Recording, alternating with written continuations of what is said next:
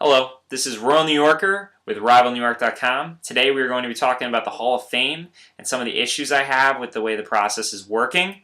Give you some background. I go up to Cooperstown every single year for the last 7 or so years, playing a baseball tournament with 6 teams. Get to wear a real jersey. Last year I got to sign autographs as Jose Reyes and got my name chanted. When I mean sign autographs, I signed 2 for little kids who thought I was Jose Reyes. I tried to tell them I wasn't, but they still wanted my autograph.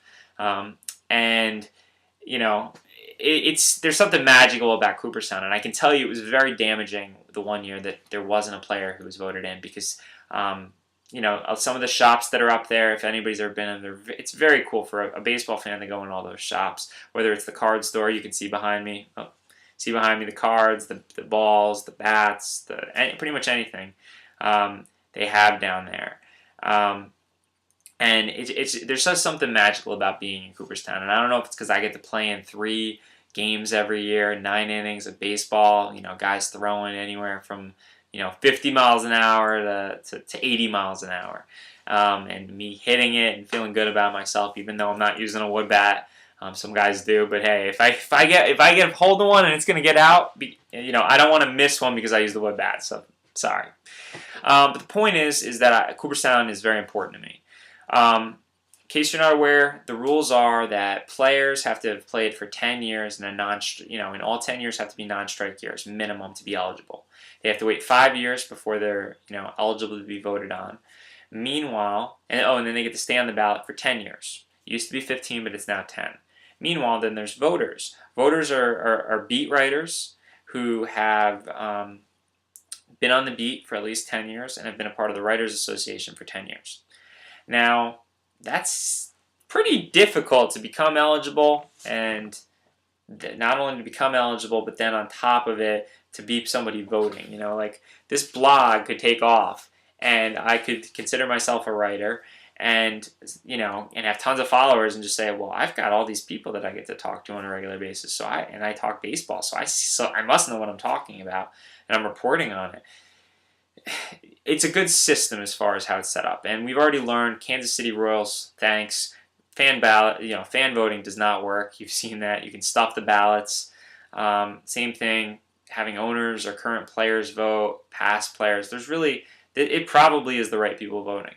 But I feel like the writers have, started to penalize the steroid era. It's either that they were confused as to what to do with the steroid era, and even though it's becoming public next year, they didn't know what to do.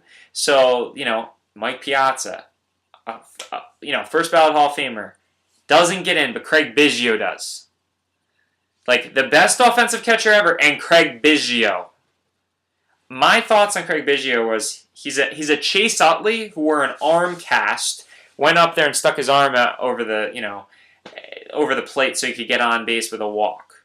And he worked hard and he played hard. But Mike Piazza, the best offensive hitting catcher, had to wait, and it's because of speculation around steroids. It's like, for a couple of years we're just going to put pitchers and small speed guys. Well, Piazza gets in. I thought things were being written back to the written. They wrote it right, and then this vote happens. Jeff Bagwell, Tim Raines, and Ivan Rodriguez get in. Ivan Pudge Rodriguez, first ballot Hall of Famer. If anybody saw him play behind the plate, you understood. Yadier Molina was the second coming of Ivan Rodriguez. Only, I honestly think people were scared of running on Pudge more than Yadier. He could also hit it. First ballot, great. Tim Raines, I have a bit of an issue there. 10 years on the ballot, that's one of my issues. I really do think that it should be 5 years, not 10. If you start to see, you get around year 3, and the writers need to be like, oh, well, that guy's not going to get on there. Mike Piazza's going to miss out, and he's not going to be on it. But 10 years it took him to get voted in? Okay, speed guy, you look at his numbers, you say, all right, he makes a case against some of the other guys on the ballot.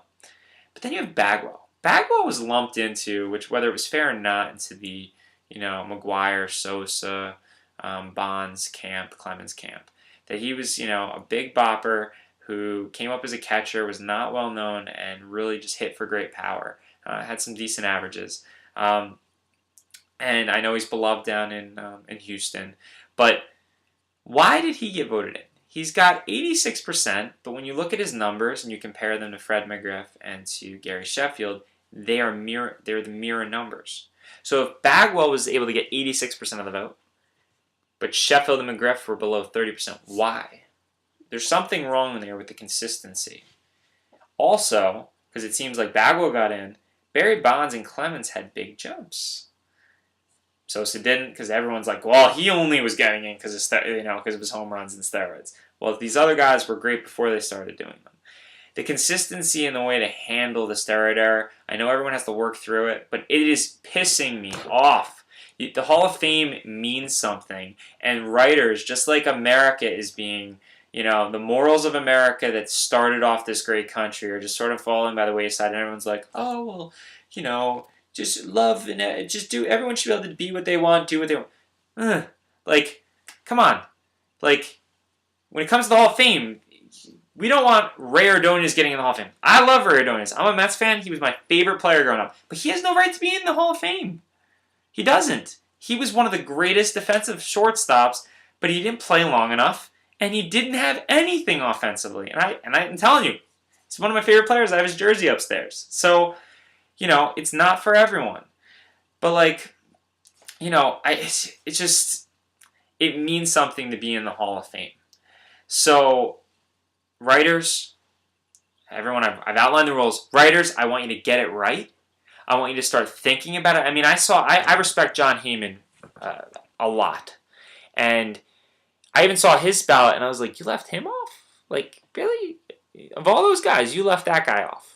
And I'm not going to, you can go look at his, I'm going to give him some extra tweets because I just sort of trashed his ballot, but he tweeted it. I mean, come on. Like, really? Like, of the people that didn't get in, Vladimir Guerrero didn't get in.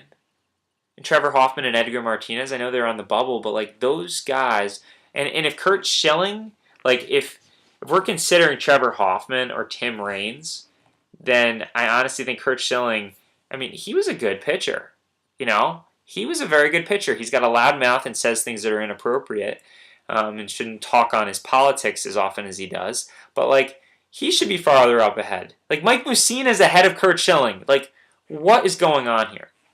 Point is, we need to get it right. This is a vlog, a rant, an unsportsmanlike segment to tell the writers you are given an opportunity to put people in with Babe Ruth.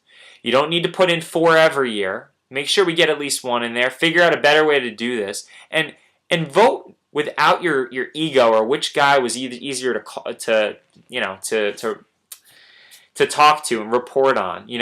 Like, it shouldn't be based off that. It's based on skill. And Vlad Guerrero, in my opinion, belongs in there over Jeff Bagwell and Tim Raines. And that's where my issues sort of lie right now. So, get it right. This is Royal New Yorker signing off with RivalNewYork.com. Stay tuned for a lot more baseball to come, but a lot more football as we lead up into the league championship games.